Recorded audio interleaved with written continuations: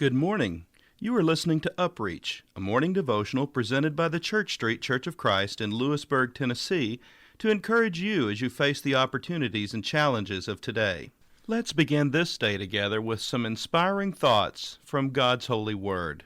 Now, after Jesus was born in Bethlehem of Judea, in the days of Herod the king, behold, wise men from the east came to Jerusalem, saying, Where is he who has been born King of the Jews? For we have seen his star in the east, and have come to worship him. When Herod the king heard this, he was troubled, and all Jerusalem with him. And when he had gathered all the chief priests and scribes of the people together, he inquired of them where the Christ was to be born. So they said to him, In Bethlehem of Judea, for thus it is written by the prophet, But you, Bethlehem, in the land of Judah, are not the least among the rulers of Judah, for out of you shall come a ruler who will shepherd my people Israel. Then Herod, when he had secretly called the wise men, determined from them what time the star appeared.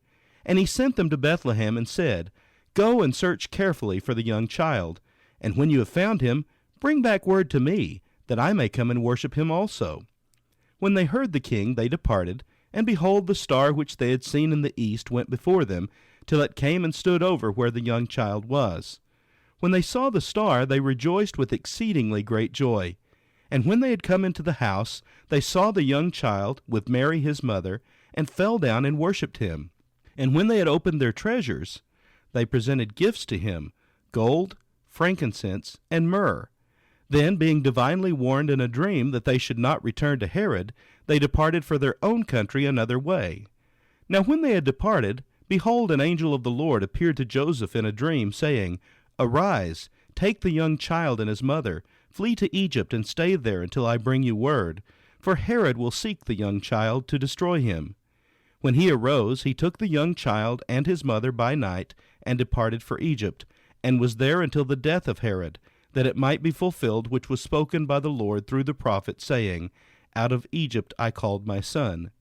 Then Herod, when he saw that he was deceived by the wise men, was exceedingly angry, and he sent forth and put to death all the male children who were in Bethlehem and in all its districts, from 2 years old and under, according to the time which he had determined from the wise men.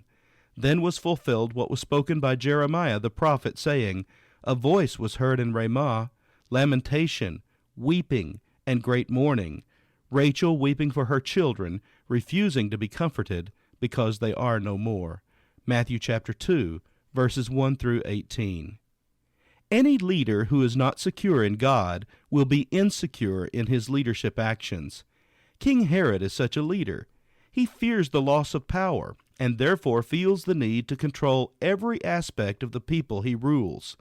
When Herod hears about Jesus' coming birth, his insecurity is out of control and leads him to make life-threatening decisions for those in Jerusalem and Bethlehem. Such a leader has deep-seated control issues rooted in the fear of loss of power, money, and prestige. This also leads him to lie in an attempt to protect his kingdom. When the wise men tell Herod about the coming Messiah, Herod tells them he wants to know when he is born so that he too might worship him. In actuality, we know that he has no such plans. He simply wants to kill Jesus. Herod tells the wise men to report back to him when the child is born. The wise men are divinely warned not to return to Jerusalem and report back to Herod. When Herod discovers this, he becomes furious and issues an edict to kill every child under 2 years old in Bethlehem and the surrounding areas.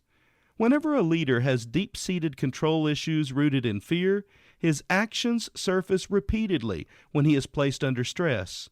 Arguments, manipulation of others, and confrontation with subordinates usually follow. However, a leader who yields his life and his work to God can relinquish outcomes to the Lord and let God change things that may go astray. A secure leader realizes God is the source of his power and leadership, and he does not need to fear others who may demonstrate leadership qualities.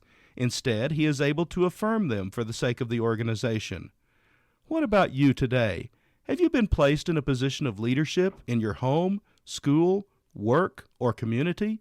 If so, why not pray that God will make you a leader who is secure in your position? After all, it has been given to you by God.